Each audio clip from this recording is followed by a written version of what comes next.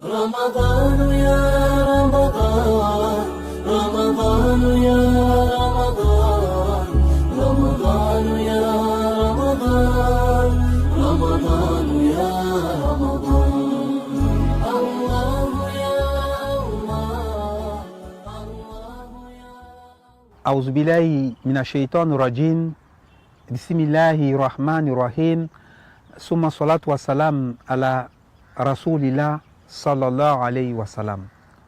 La louange est à Allah, le Seigneur qui fait miséricorde, le miséricordieux. Chers frères, chers sœurs en la foi, aujourd'hui nous allons parler de la grande ablution.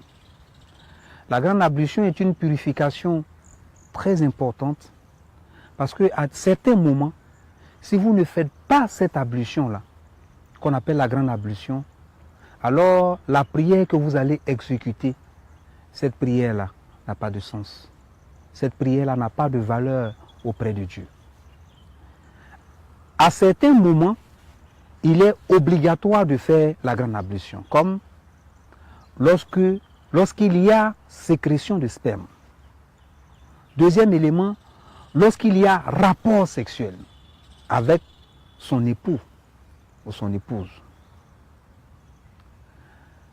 Troisième élément, lorsque, pour les femmes, nous avons la période après la menstruation. Lorsque la femme a fait sa menstrue, donc à la fin des menstrues, elle doit faire la grande ablution.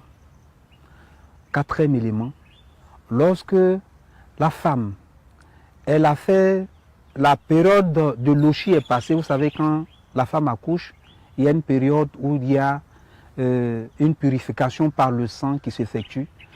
Donc ça peut durer au maximum 40 jours. Donc après le coulement de ce sang-là, la femme, avant de rentrer en prière, elle doit donc faire la grande ablution. Pour ces femmes-là, principalement, avant de faire la grande ablution, elles doivent défaire les tresses. Pour la femme, après les menstrues, défaire les tresses n'est pas une obligation. Mais pour la femme qui a fait les lochis, elle doit défaire les prêches.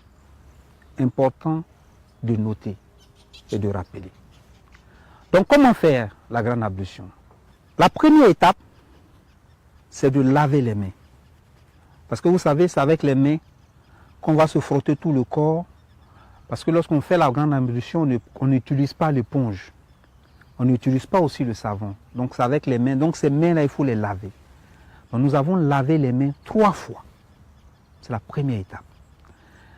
Deuxième étape, nous allons laver les parties comprises entre le nombril et le genou. Laver jusqu'à ce que nous puissions déterminer, vérifier que ces parties-là sont bien propres et bien purifiées. Après donc cette étape, qui est la deuxième étape, nous allons passer à la troisième étape qui sera de faire la petite ablution. Vous savez tous comment on fait la petite ablution. Donc vous faites la petite ablution comme on fait la petite ablution normalement, qui est la troisième étape. Après l'étape de la petite ablution, nous allons prendre les mains mouillées que nous allons mettre appuyées dans les cheveux. Donc faire en sorte de toucher le cuir chevelu, passer les mains, masser bien la tête dans le cuir chevelu et ensuite prendre de l'eau et verser sur notre tête 3 fois pour laver la tête. Quatrième étape. Après donc cette quatrième étape, nous passons donc à la cinquième étape qui est le lavage de tout le corps. Donc nous l'avons lavé tout notre corps, mais prendre la peine de ne pas toucher, n'est-ce pas, le sexe avec la paume des mains. Parce que nous avons pris la petite ablution. Donc pour ne pas que la petite ablution soit gâtée, il faut prendre la peine de ne pas toucher, n'est-ce pas, la paume des mains. Nous allons laver le pied droit, ensuite laver le pied gauche et nous venons donc de finir la grande ablution.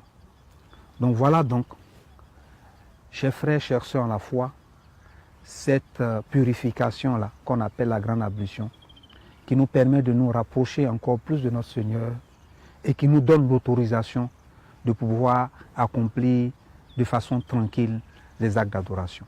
Nous vous donnons rendez-vous pour demain, pour un autre grand rendez-vous de spiritualité, et que la paix Que la bénédiction d'Allah soit chez vous et avec vous. Assalamu alaikum wa rahmatullahi wa barakatuh.